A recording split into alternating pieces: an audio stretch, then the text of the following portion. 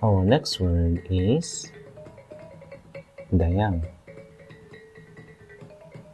Dayang is a famous word which means deer, or it's Dayang, it's princess. So we identify the vowels. We have dal, ya, and nga. Remember, ng is considered as one consonant. D is written like this, dal. Y is ya.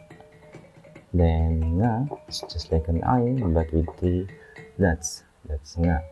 Then nga here has no vowel sounds after it, so it's a baris patay. So we write them from right to left. So we start with dal. Next baris is a. So a is baris hataas, da. Then next ya. And ya, its vowel sound is a. Its baris is hataas. So ya. Dal hataas, da. Ya hataas, ya. And lastly, we have the nga, which has no vowel sound, so it's baris patay. So dayang. So again, we spell this. Dal yung hataas, da. Ya hataas, ya.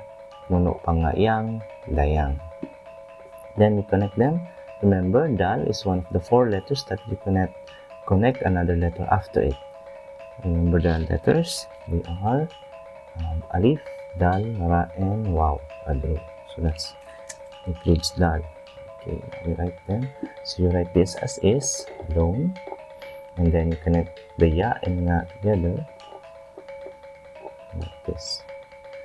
Then you add the baris, ya taas ya, mano nga yang, dayang again, dal taas da, ya taas ya, mano nga yang, dayang. That's how you write Dayang in Sulat Sug.